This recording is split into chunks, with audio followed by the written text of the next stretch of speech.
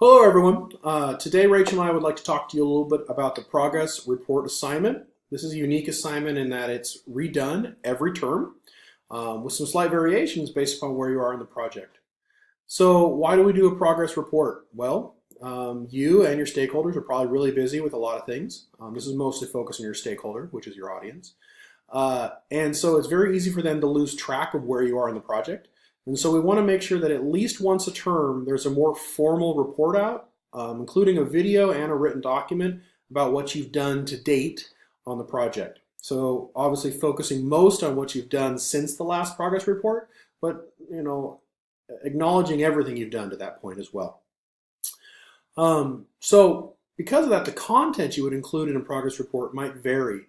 So for example, early in the process, you might talk a lot about your schematic designs and your trade-offs that you're making, chip selection, selection of programming languages, et cetera, et cetera.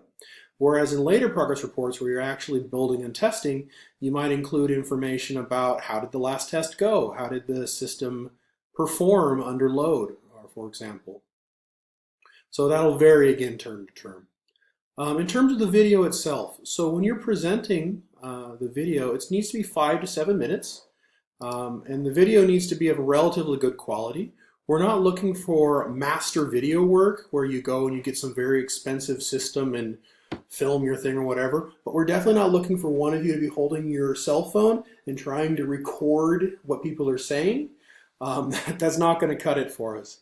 Also make sure that when you do upload the final video, you need to be able to get at least 720p resolution because we want to be able to read any writing you might have in the video. Format of the video is going to be up to you. You can choose to use PowerPoint, or you can choose to use in-person video, or a combination of the two, or some other tool that you find useful for conveying your message. Last thing about the video that's very important is we want to make sure that you share the responsibility. Each member of your team should present some of the technical information that is in the video. Don't just have one person do the introduction and conclusion. Everyone needs to present technical content. That's pretty important.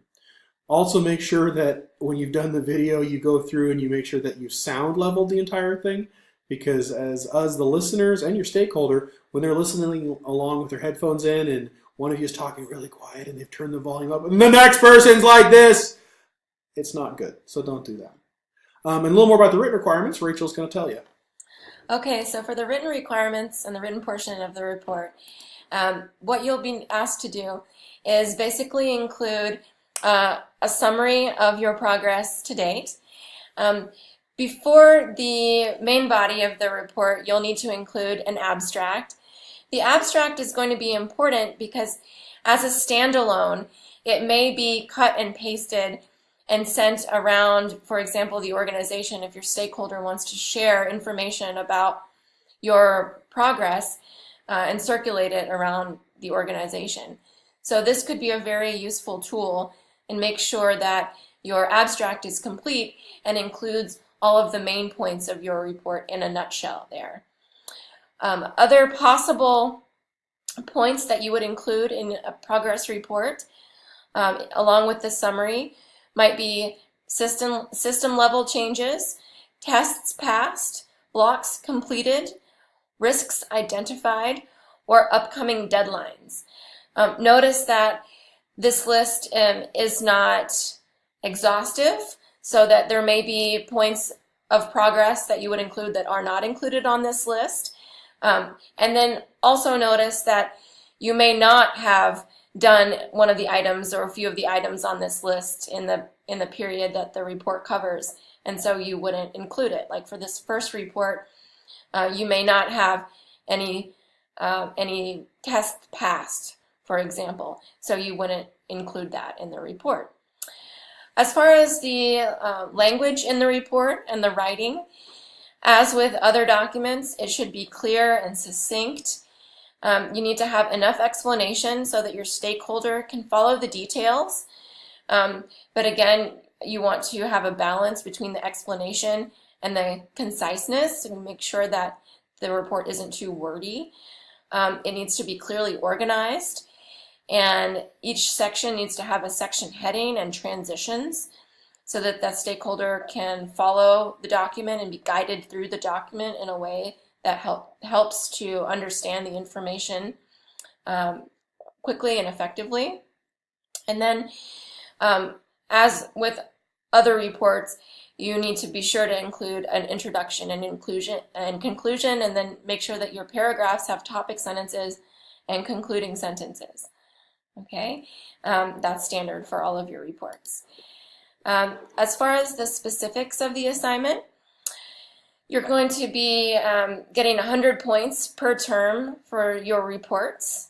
You'll have, it has a 300-word minimum, so be sure that you hit at least 300 words. It can be longer than that, but it needs to be at least 300. As far as the video length, it needs to be somewhere in the window of 5 to 7 minutes. So notice that if you don't have the full 5 minutes, at least 5 minutes, that will result in a 20% point deduction. For the formatting, you should use IEEE format, the format guide for all questions about how to format your document. Notice that the guide is meant to be combined with these assignment instructions, and you're going to need to find the points in the format that are applicable and use those points to format your document. I've also included some information, or we've included information about the feedback key, and this could be useful. It's a tool for your reviewer, and your reviewer might be using some abbreviations, for example, in the document that they upload for you with their feedback on it. So if you're curious or wanting to know what an abbreviation means, go to the feedback key and you can find out there. As far as how to submit your document, a link to the progress update video uploaded to YouTube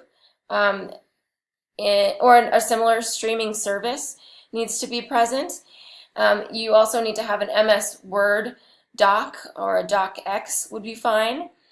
And then it needs to be uploaded via the student portal before the deadline.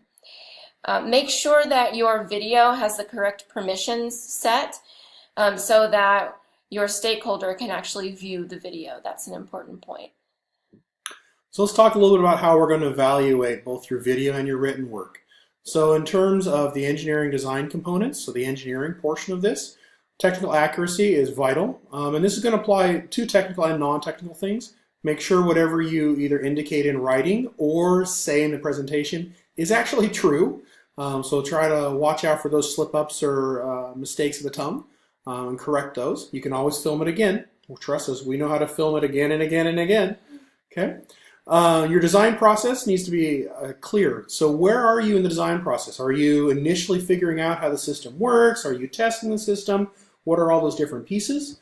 And make sure that it's very clear within the video that you know where you're at and what's next and what has happened. So make sure that's clearly communicated.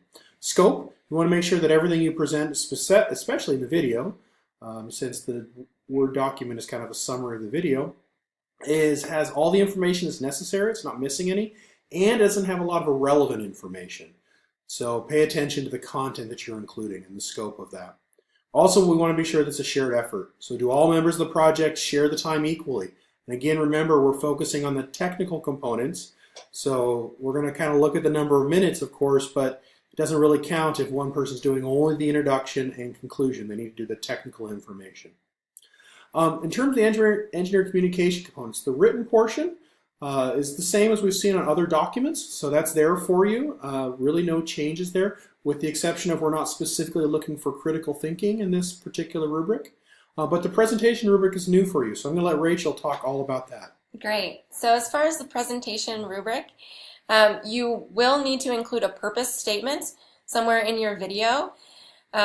Just because it is a video and you're speaking instead of writing doesn't mean that a purpose statement isn't still important, so we'll be looking for that. The same is true for organization. We'll be looking for an organizational pattern, an introduction, a conclusion, with transitions, so that the person watching the video isn't confused about what's going on, why they're watching the video, and what's about to happen as far as the content of the video. It should be clearly organized. You'll also need supporting material in terms of explanations, examples, illustrations. You might include statistics, analogies, quotations from relevant authorities.